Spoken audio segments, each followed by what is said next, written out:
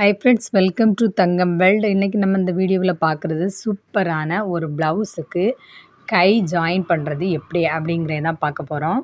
ஏற்கனவே நம்ம தச்சு வச்சுருக்கிற இந்த கையை எடுத்துக்கிடணும். கையை எடுத்த பிறகு இந்த ப்ளவுஸோட உடம்பு துணியில் முன் கைக்குழி பகுதியில் இந்த கையோட முன் கைக்குழி பகுதியை கரெக்டாக நம்ம இந்த மாதிரி ஜாயின் பண்ணிக்கிடணும். ஜாயின் பண்ணும்போது கையோட சென்டர் பகுதி ஷோல்டரோட சென்டர் பகுதியில் இருக்கும்படியாக நம்ம இந்த அளவை கரெக்டாக வச்சு ஜாயின் பண்ணணும். தைக்கும்போது தேவையான அளவு தையல் துணி விட்டு தான் நம்ம தைக்கணும். பாருங்கள், இந்த துணிகளை இழுக்க எதுவுமே செய்யக்கூடாது. கை துணியும் இழுக்கக்கூடாது, உடம்பு துணியும் இழுக்கக்கூடாது. இந்த மாதிரி தைக்கும்போது நமக்கு கையோட தையல் நீட்டாக இருக்கும். பாருங்கள், ஏற்கனவே நம்ம கைக்கு முன் கைக்குழி பின் கைக்குழி கட் பண்ணி தான் வச்சுருப்போம். அதே மாதிரி உடம்பு துணியிலையும் முன் கைக்குழி பின் கைக்குழி தனியாக கட் பண்ணி தான் வச்சுருப்போம். முன் கைக்குழிக்கும் பின் கைக்குழிக்கும் அளவு வித்தியாசம் உண்டு. முன் கைக்குழி கொஞ்சம் குழிஞ்சி வரும், பின் கைக்குழி கொஞ்சம் மிதந்து வந்த மாதிரி இருக்கும். பாருங்கள், இந்த மாதிரி நம்ம ஜாயின் பண்ணும்போது கையோட துணியும் உடம்பு துணியும் எந்த ஒரு வித்தியாசமும் இல்லாமல் அளவு கரெக்டாக வரும். அதே மாதிரி நம்ம துணியை கட் பண்ணும்போதும் அளவு கரெக்டாக கட் பண்ணியாச்சுன்னா நம்ம ப்ளவுஸில் இந்த கை துணியை ஜாயின் பண்ணும்போது கட்டிங் வேலை எதுவுமே நமக்கு இருக்காது. ஃபஸ்ட்லேயே நம்ம ஃப்ரெண்ட்ஸ் எப்போவுமே நம்ம துணி தைக்கும்போது ஒவ்வொரு பகுதியும் தைச்சி முடித்த உடனே செக் பண்ணி தான் தைக்கணும். அளவு நம்ம கரெக்டாக கட் பண்ணியிருந்தாலும் தைச்ச பிறகு அதே அளவு இருக்கா அப்படிங்கிறத செக் பண்ணி தான் தைக்கணும். பாருங்கள், இப்போது நம்ம இடது கை ஃபஸ்ட்டில் ஜாயின் பண்ணியிருக்கோம்.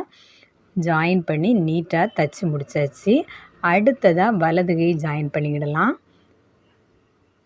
ஃபஸ்ட்டில் ஜாயின் பண்ணும்போது இந்த கை துணியோட சென்டர் பகுதியும் ஷோல்டர் பகுதி முன் துண்டம் பின் துண்டம் நம்ம ஜாயின் பண்ணியிருப்போம்லாம் உடம்பு துணி, அந்த பகுதி தான் உடம்பு துணியோட சென்டர் பகுதி.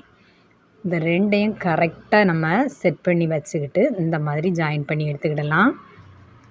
ஃப்ரெண்ட்ஸ், நம்ம தங்கம் வேர்ல்டு சேனலில் நிறைய வீடியோ அப்லோட் பண்ணியிருக்கோம். ஃப்ரெண்ட்ஸ், எல்லாமே ரொம்ப யூஸ்ஃபுல்லான வீடியோ தான்.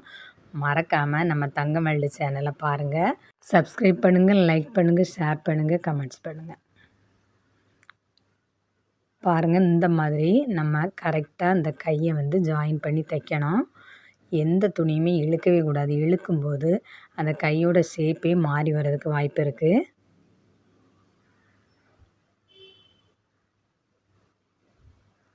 நம்ம ஷோல்டரோட சென்டர் பகுதி கையோட சென்டர் பகுதியும் கரெக்டாக வைக்கும்போது நமக்கு அளவு எதுவுமே மாறி வராது. முன் கைக்குழி முன் பகுதியும் பின் கைக்குழி பின் பகுதியும் தான் வச்சு தைக்கணும்.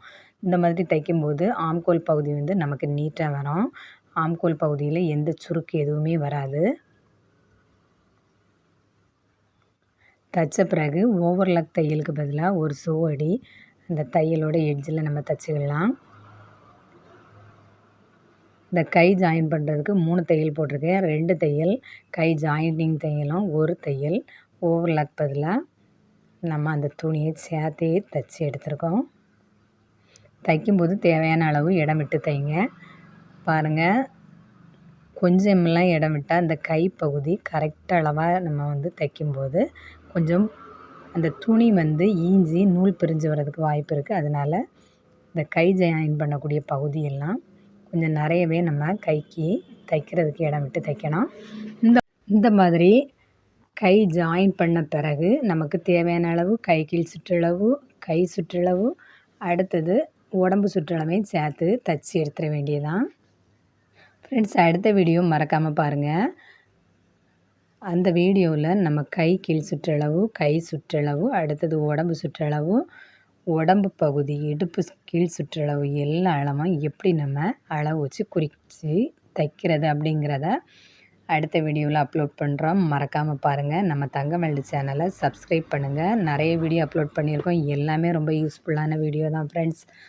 பாருங்கள், சூப்பரான ஒரு சில்க் சாரியோட ப்ளவுஸுக்கு நம்ம நீட்டாக கை ஜாயின் பண்ணி தச்சு முடிச்சாச்சு. நீங்களும் இதே மாதிரி இந்த ஈஸியான மெத்தடில் தச்சு பாருங்கள். மறக்காமல் நம்ம தங்கமல்லி சேனலை சப்ஸ்கிரைப் பண்ணுங்கள்.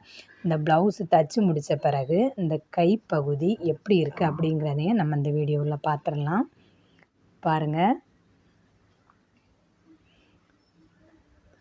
இந்த கைப்பகுதி எப்போவுமே நம்ம தைக்கிறத பொறுத்து தான் இருக்கும். நம்ம கையெல்லாம் ஜாயின் பண்ண பிறகு திருப்பி எடுத்து பார்த்தா அந்த கையோட ஃபினிஷிங் எப்படி இருக்குது அப்படிங்கிறத பாருங்கள் ஃப்ரெண்ட்ஸ். நீங்களும் இந்த ஈஸியான மெத்தடில் தைச்சி பாருங்கள் ஃப்ரெண்ட்ஸ். இந்த வீடியோ பார்த்த அனைவருக்கும் நன்றி. ப்ளவுஸ் எப்படி இருக்குது அப்படிங்கிறத சொல்லுங்கள்.